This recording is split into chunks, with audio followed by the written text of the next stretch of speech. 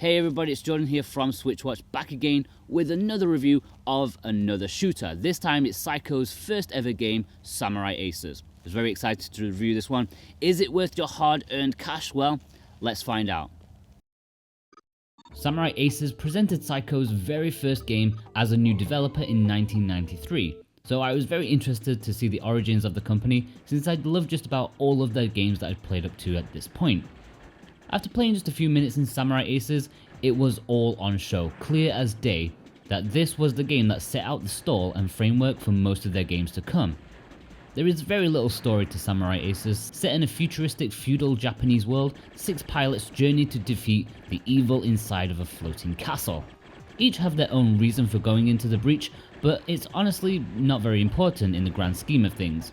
It's nice that each of the pilots have some sort of personality, and it does honestly make a big difference compared to the mostly faceless characters in Strikers 2 that I recently reviewed.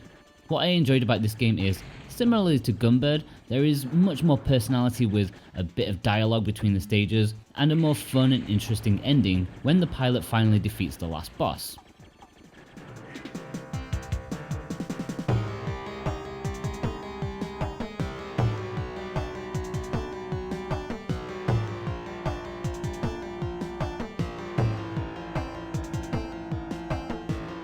In the audio department, we have a somewhat slightly less exciting or pumping soundtrack compared to what I'm used to with Psycho shooters. This one is much more subdued, focusing more on using traditional Japanese style instruments with deep infrequent drum beats.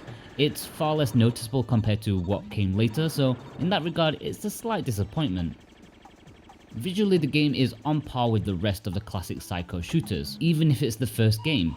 The sprites are fantastic and the pre-rendered stuff has aged pretty well too. In my opinion, it might actually be one of the best of the bunch visually due to its more fantastically old style nature.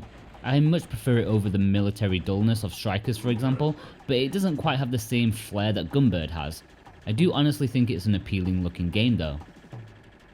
The gameplay is very much in line with most of the Psycho shooters that followed.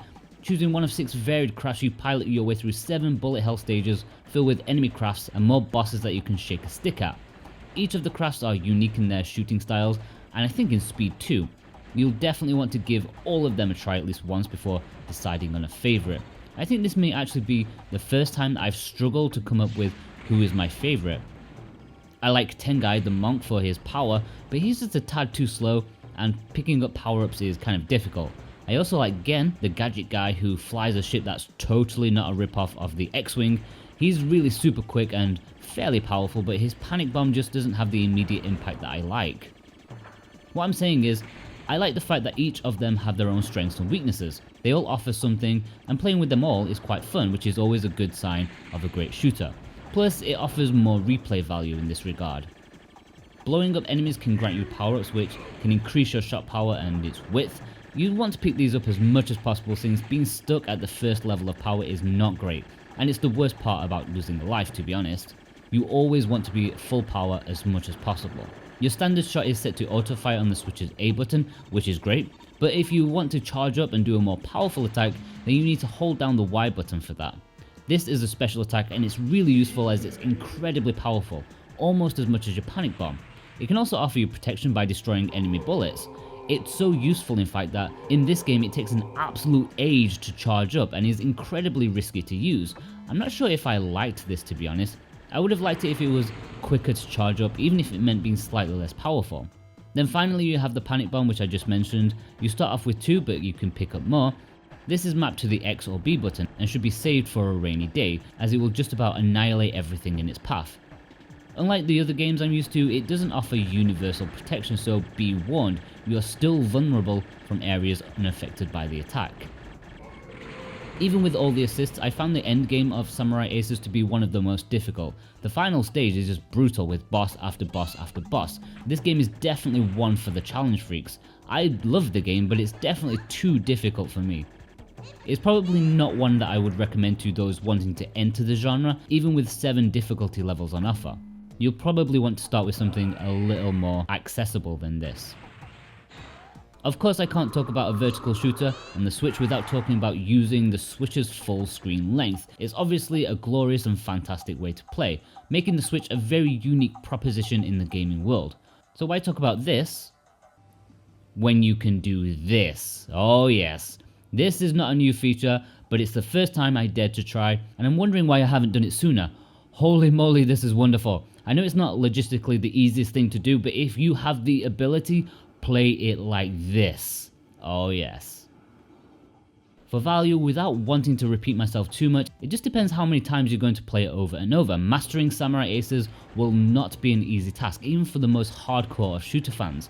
For the cheap price tag of $7.99 or £6.99, it's honestly no question for shooter fans, even if the game itself is quite short. Overall, it's a no-brainer from me. As far as psycho shooters go, this may be my second or third favorite one that I've played so far. It's not quite as good as Gunbird for the fact that Gunbird has even more personality with cutscenes, and I found it a little more accessible. Samurai Aces is still great though, despite its unerring brutality. It's better than the Strikers games for me, even if the gameplay is very much the same. It's more about level design, the art style, and the more fantastical elements of the premise. I would award Samurai Aces an 8.5 out of 10. Okay guys, you know what to do. If you're a regular Switch watcher then, slam that thumbs up button and leave a comment below. Are you still up for yet another classic shooter on your Switch, or are you all shooted out? If you're new here, then hit that subscribe button for more awesome Switch related content from the best Switch channel on YouTube. We very much appreciate you watching. Let's get to 10,000 subscribers guys. Don't forget to head over to switchwatch.co.uk for news, reviews and features. It's well worth a daily look. I've been Jordan from Switchwatch and I'll see you guys next time.